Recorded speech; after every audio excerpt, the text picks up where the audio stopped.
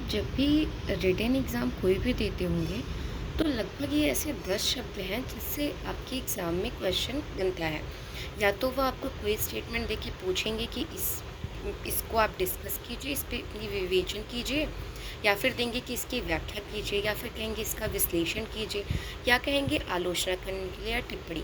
तो इस तरह से ये 10 ऐसे शब्द हैं जिसका आपको रिटन एग्ज़ाम में, या अगर आप कॉलेज स्टूडेंट हैं तो तब आपको ऐसे जो क्वेश्चंस होंगे वो इस टाइप से पूछे जाते हैं। लेकिन इस शब्दों को कोई ध्यान नहीं देता और फिर वो बाद में बोलेंगे कि उनके नंबर कम आए या इस तरह की चीज़ें हों। तो सबसे पहले तो ध्यान इन शब्दों पे देना होता है। ऐसा नहीं कि आपको कोई क्वेश्चन दिखा, आप सबसे पहले उस पर रिएक्ट करके जो मन में आ रहा है पूछा जा रहा है आपसे, उसको क्रिटिसाइज़ करने के लिए आप उसको एनालाइज़ कर रहे हैं, उसका विश्लेषण किए जा रहे हैं, तो इस तरह से तो नंबर कम होंगे ही। अब हम जानेंगे सबसे पहला जो हमारा शब्द है, विवेचन कीजिए, या फिर इसको डिस्कस करने के लिए, या आपको कहीं कहीं विवेचना कीजिए भी शब्द यूज़ होता है। तो कोई मान लीजिए विषय है, कोई भी विषय है, उस पे अपना विभिन्न प्रकार का हमको विचार इस पे देना होगा। अगर ऐसे क्वेश्चन पूछा जा रहा है तो उस पे विभिन्न प्रकार का विचार देना होता है, और किसी एक दृष्टिकोण का या जो विभिन्न दृष्टिकोण है उस पे थोड़ी थोड़ी चर्चा करते हुए अपना भी विचार इस पे देना होता है हमको। और जो अपना विचार होगा वो विभिन्न विचारों का समूह होगा, या फिर ऐसा भी हो सकता है कि आप किसी एक विचार पे अपनी सहमति दे दें। तो इस तरह से जो हमारा पहला शब्द है डिस्कस, उसको अगर हम कोई क्वेश्चन मान लीजिए पूछा जा रहा है तो उसको हम इस प्रकार से एक्सप्लेन करेंगे। फिर दूसरा शब्द है एक्सप्लेन करना, या फिर उसको इलुसिडेट करना। तो इसमें क्या होता है कि व्याख्या करनी होती है, हिंदी में जाने तो व्याख्या करनी। इसमें क्या होता है कि आपको जो सूचनाएं हैं वो ज़्यादा देनी होती हैं। मतलब अगर आपको कोई बोल रहा है कि आप इस टॉपिक को एक्सप्लेन करिए, यानी उस पर आपको सूचनाएं ज़्यादा देनी है कि, और जो तथ्य हैं उनको पढ़ना है, और जो तथ्य हैं सिर्फ उनको देख के हटना नहीं है, उसको आपको बहुत ही क्लियरली एक्सप्लेन करते हुए जाना है। तीसरा शब्द है एनालाइज़ करना, या फिर उसका विश्लेषण करना।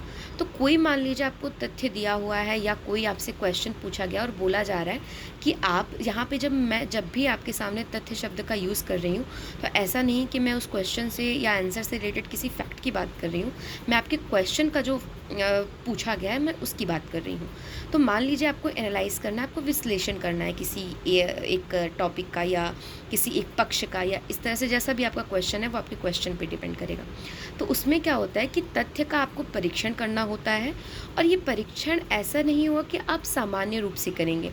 ये आपका जो परीक्षण होगा बहुत ही गहराई में होगा, और ये तब तक उस पे आप गहराई में विचार मतलब उसमें अपने विचार देंगे जब तक कि इसका अर्थ जो है वो पूरी तरह से आपको अस्पष्ट ना दिखाई दे, या सामने वाला जो आंसर पढ़ रहा है वो पूरी तरह से ये श्योर ना हो जाए कि ये जो तथ्य है वो तथ्य गहराई में है और उसका पूरी तरह से विश्लेषण किया गया है, यानी कि उसको पूरी तरह से गहराई में जाके विचार रखकर उसका अर्थ जो है वो स्पष्ट किया गया है।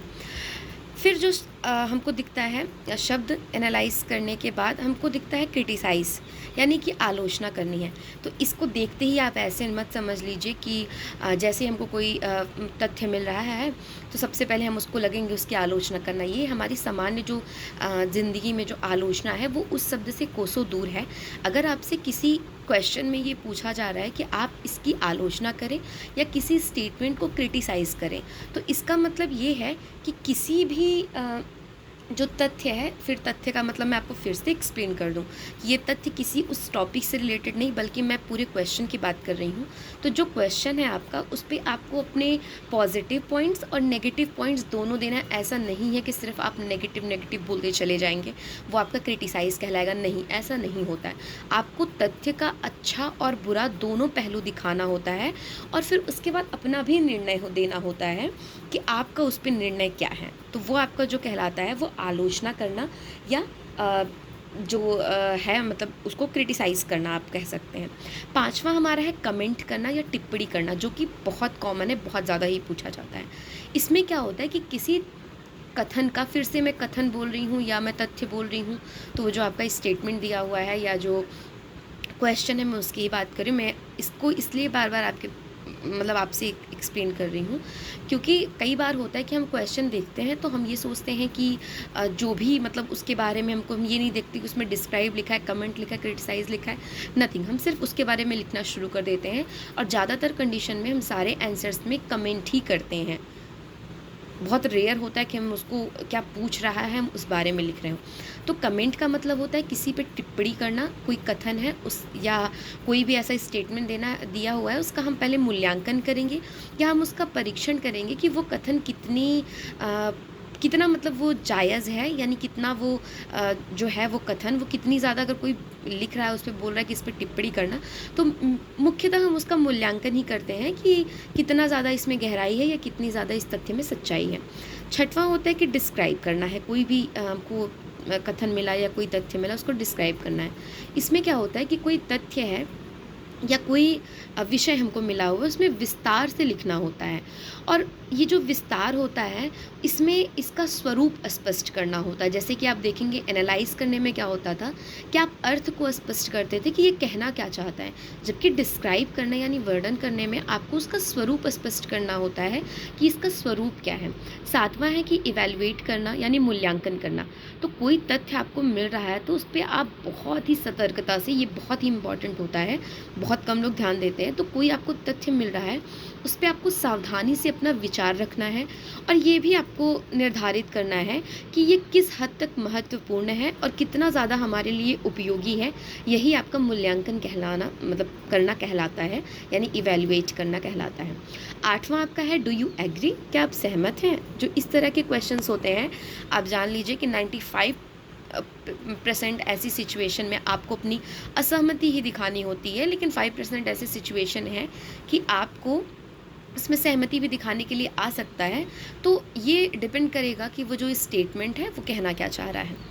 आपका जो 9th नंबर का है in the light of above statement, यानी जो अमुक कथन दिया हुआ है उस पर प्रकाश डालने के लिए कहा जाता है। तो इसमें मेन होता ये है कि आपको जो कथन ऊपर दिया हुआ है उसकी एक सीमा में, उससे बाहर नहीं जाना, आपको विभिन्न अपने विचार नहीं देने हैं, आपको उसी स्टेटमेंट पे, उसी कथन में जो सीमा है उसकी, उसी में रहकर ही उसके बारे में लिखना होता है। ये होता है आपका in the light of ever statement, यानी अमुक कथन पर प्रकाश डालना। आपका जो 10th पॉइंट है किसी तथ्य को एग्जामिन करना है, उसका परीक्षण करना। तो पाठक के लिए, कोई भी अगर पाठक है तो उसके लिए सामान्य रूप से क्या होता है कि उसको एक ऐसे पहलू को उजागर करना होता है जो कि वो नहीं जानता है। जैसे मान लीजिए कि आपको कहा जा रहा है कि आप पानीपत की जो लड़ाइयाँ हुई आप उसका परीक्षण कीजिए। वो आपसे सामान्य रूप से ऐसा पूछ सकता है कि पानीपत की जो मतलब 3 बैटल हुई हैं, तो जो पानीपत की लड़ाइयाँ हुई हैं आप उसका परीक्षण कीजिए। तो उसमें क्या होगा कि आपको वो पहलू उजागर करना होगा, जितने भी उसके इम्पॉर्टेंट पहलू हैं, और ऐसे कुछ फैक्ट भी आपको उसमें देने होंगे, उसका कुछ उसको एग्जामिन करना होगा कि जो कि वो कितना ज़्यादा रिलेवेंट है, ये भी चीज़ उसमें दिख सके। तो इस तरह से ये 10 ऐसे मतलब हैं, शब्द हैं जो आपके क्वेश्चन में दिखते हैं आपको, लेकिन आप इस पे ध्यान ना दे के आपके जो मन में आता है लिखते हैं।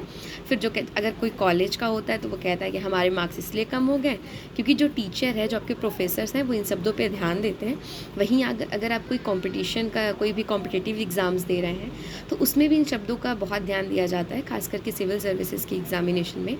तो आप इस वीडियो को 1-2 बार और देखेंगे तो आप समझ जाएंगे कि ये जो शब्द होते हैं इनका क्या अर्थ होता है, और आप शब्द सीमा में बंधकर, जैसे आपको अगर 250 वर्ड दिया जाता है तो आप उसमें बंधे रहते हैं कि आपको इतना लिखना है। तो उसी तरह से अगर कोई क्वेश्चन पूछ रहा है, आपसे कह रहा है डू यू एग्री, और आप उसका डिस्क्राइब किए जा रहे हैं, तो कोई मतलब नहीं है आपके उस आंसर को लिखने का। फिर आपको 10 में से 2 नंबर भी अगर मिल रहा है तो वो बहुत ज़्यादा ही है। तो इस तरह से सबसे पहले आप ये देखिए कि क्वेश्चन पूछ क्या रहा है, उसके अकॉर्डिंग आंसर दीजिए। आई होप आपके मार्क्स बहुत अच्छे आएंगे। Thank you so much.